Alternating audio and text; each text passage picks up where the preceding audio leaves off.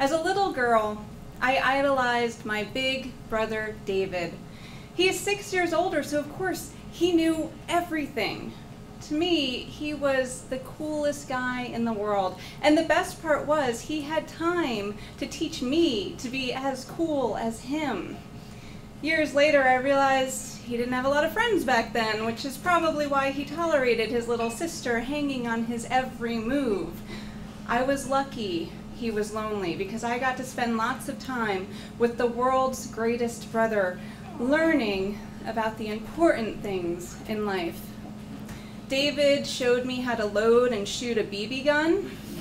He taught me how to throw a throwing star so it stuck in a tree.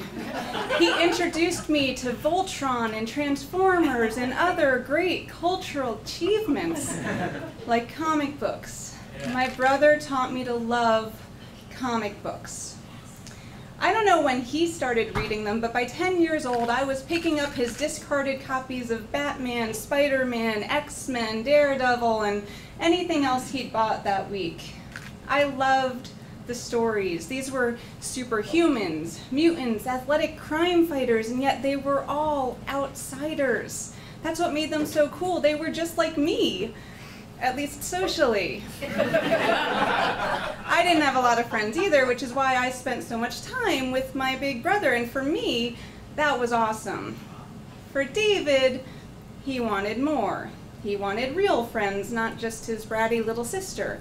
So as he went into high school, he made a few changes. He grew out his Hardy Boys haircut. He worked off his young boy chubbiness. He switched out his Bruce Banner glasses for contacts, and he became a star on the high school soccer team. In other words, David got cool for real. I didn't see what the big deal was. I mean, I loved the games we played, the shows we watched, the comic books we discussed. I didn't see why David had to go and change. And the worst part was now he was popular, and he didn't have time for me. David stopped buying comic books, so I started.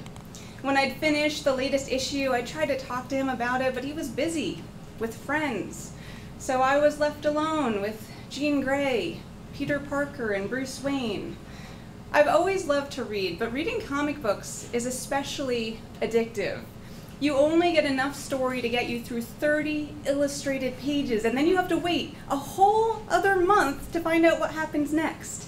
In The Dark Knight, when Bane broke Batman's back and left him for dead, I had to wait 30 days to find out if he survived. I had my guesses. I mean, it's kind of hard to have a Batman franchise without the main character, but still, it was an intense month. As David got ready to head off to college, I started 7th grade. Now, I've always been bookish and geekish, but as you've witnessed tonight, I'm also really bad at math. So I did not get into Alpha Track, our smart kids course. I had to take class with normal kids, and they could all smell the smart on me. Even considering the year my mom died, the year my dad died, the year I got hit by a car, 7th grade stands out to me as one of the worst years of my life. I was tormented emotionally and physically every single day for being different. If I hadn't been living my own special kind of hell, I might have realized that it was this kind of experience that had made my brother change 6 years earlier, made him shed his geeky skin and turn into something cool and slick. Kind of like when the X-Men switched out those garish yellow outfits for that all-black look. Before my brother headed off to college, he paid homage to his geeky past. He got a tattoo of Spider-Man. To me, it was like his way of saying, I might be this cool guy now, heading off into a bright and normal person's future, but once I was different, and that will always be a part of me. At college, David made a lot of friends, he had a job, he played sports, he had classes, so he didn't have a lot of time to come home or call home. I missed my big brother, and I was sad that he didn't seem to miss his little sister that much. But I figured that was part of the whole growing up and moving on thing. I survived high school and college without ever mutating myself. I found a few friends who didn't care how I dressed, or if I thought just a little too much about what the mutant apocalypse would be like, or if I had a little crush on the Sandman. I mean, he was the god of dreams and looked like an emaciated Robert Smith. How could I resist? Or if my favorite job ever to this day is when I worked at a comic book store. I got to read comic books all day long, except for when that one male customer would come in and grab his stack of comic books or his magic cards, refuse to make eye contact, and then run away as quickly as possible. I was okay being me. And when I wasn't, I had all these other worlds to escape to.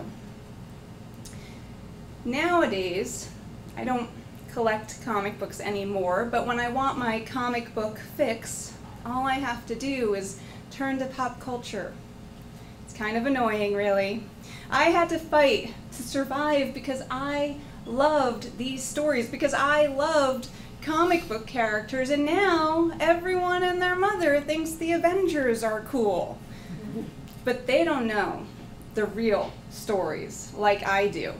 I can tell you, for example, that the first Spider-Man movie is loosely based on an actual issue, but in the issue, Spider-Man is trying to save his then-girlfriend Gwen Stacy from the Green Goblin when she falls off the bridge and dies. Not so happy ending, Hollywood. The first X-Men movie was really good, but Magneto forcing his powers on Rogue? Hello? Did no one read the Marvel Universe guide? Magneto and Rogue dated in the comic books because he was the only mutant immune to her powers.